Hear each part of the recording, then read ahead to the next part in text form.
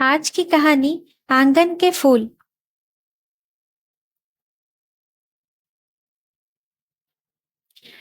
जब से सामने वाले घर में पटेल जी का परिवार आया है, वो घर गुलजार सा बन गया है। घर के सामने कच्ची जमीन पर पटेल जी की पत्नी शोभा भाभी ने न जाने कितने ही सारे पौधे लगा दिए हैं। हाँ, शोभा भाभी सचमुच ही कुशल है हर क्षेत्र में। अभी इस मकान में आए उन्हें 2 ही महीने हुए हैं और अच्छा खासा बड़ा सा बाग बना लिया है उन्होंने। इतनी सर्दी में भी जब लोग सुबह सुबह रजाई में बैठकर अखबार पढ़ना पसंद करते हैं, तो वो खुरपी लिए दिख जाती हैं। कभी पौधों की गुड़ाई, कभी सिंचाई, तो कभी खाद पानी आदि देने में मशगूल रहती है। गार्डनिंग भाभी का शौक है और पौधों को पालने की उनकी अलग ही तकनीक है। वो है स्पीच थेरेपी। आप सोच रहे हैं ना, वो भला कैसे? वो हुआ यूं कि एक दिन मैं एक स्वेटर का नमूना सीखने भाभी के पास गई, तो मुझे भाभी की आवाज सुनाई दी। तुझे क्या चाहिए? पानी दूं या प्यार करूं? मैं समझ नहीं पाई कि शोभा भाभी किससे बात कर रही है। उनकी दोनों बेटियां तो स्कूल चली गई होंगी, फिर वे बातचीत किससे कर रही हैं? ये सोचते सोचते मैंने गेट खोला तो भाभी प्रकट हुई। आओ मीता, मुझे वहां कोई ऐसा व्यक्ति दिखा ही नहीं जिससे कि भाभी बात कर रही हो। मैं पूछ बैठी, अरे भाभी किससे बात कर रही थी आप? क्या स्वीटी और श्रेया स्कूल नहीं गई आज? अरे नहीं, मैं इन पौधों से ही बात कर रही थी, शोभा भाभी ने बोला। पौधों से बातचीत? मैं आश्चर्यचकित रह गई। हाँ, ये स्पीच थेरेपी है। Speech therapy? मुझे कुछ समझ में नहीं आया। भाभी बोली, आओ बैठो तो सही। दलान में बिछी चारपाई की ओर इशारा करके शोभा भाभी ने मुझे बैठा लिया। फिर बोली, दरअसल मीता, मैं ही क्या, आजकल सभी वैज्ञानिक भी ये मानते हैं कि पौधों में जान होती है। हाँ, वो तो होती है, मैंने भी सुना है। मैं बोली, वैज्ञानिकों का मानना है कि अगर पौधों से बातचीत की जाए, उनको छूकर प्यार दुलार किया जाए, तो पौधे जल्दी ही बढ़ते हैं। इसलिए मैं दिन में एक बार तो इनसे जैसे भी हो बात कर लेती हूँ। पता है, आसाम के एक उद्यान में तो सुबह के समय अनूप जलोटा के भजन सुनाए जाते हैं। वो अनवरत बोल रही थी। मैं हैरानी से शोभा भाभी की बातें सुन रही थी। सोच रही थी कि ये कितनी संवेदनशील महिला है, पौधों के प्रति भी कितनी भावनाएं रखती हैं भाभी। बाद में उन्होंने स्वेटर का नमूना भी बड़ी कुशलता से मुझे सिखाया। मैं घर आई तो मेरी बिटिया मोमो स्कूल से घर आ चुकी थी। उसके कपड़े बदले, खाना खिलाया और फिर उसके स्कूल का होमवर्क देखने बैठ गई। अपनी तुलना शोभा भाभी से करने लगी। कितनी चुस्त दुरुस्त महिला है भाभी। और एक मैं हूँ जिसे मोमो के अलावा और कुछ देखने का समय ही नहीं मिलता। सारा दिन यूं ही घर के कामों में कट जाता है। पौधे तो दूर की बात है, घर का काम भी बिखरा बिखरा सा रहता है। मोमो को थोड़ी देर खेलने को कहा और खुद चौका बर्तन समेटने में लग गई। काम जल्दी निपटा कर मोमो को होमवर्क भी तो कराना है। फिर भावेश भी आ जाएंगे ऑफिस से। बस अपनी तो यही दिनचर्या है। शोभा भाभी की दिनचर्या और अपनी दिनचर्या को लेकर हमेशा अंतर्द्वंद चलता रहता था मेरे मन में। मैं भी उनकी जैसी बनना चाहती थी। फिर कई बार सोचती, उनके बच्चे बड़े हैं, शायद इसलिए उन्हें अधिक समय मिलता है।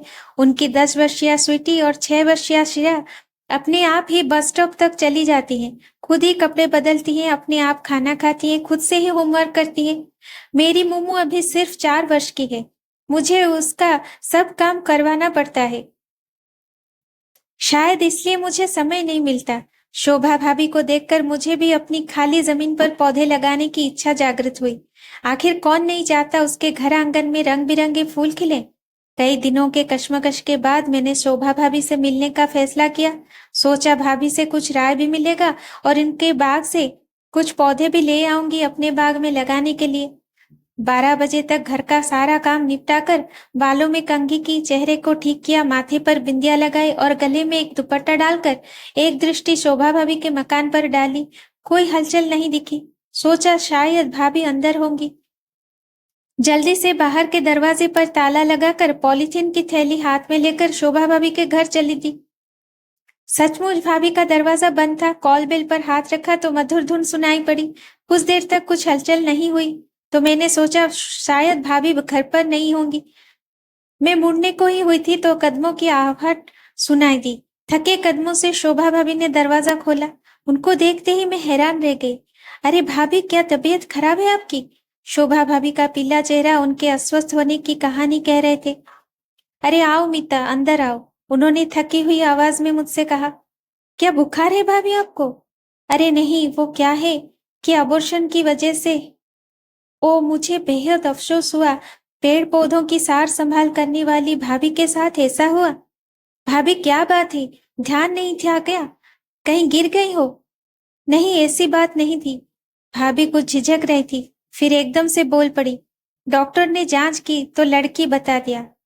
तब सोचा कि दो बेटियां तो पहले से ही है। अब ये आगे के शब्द उनके गुम हो गए।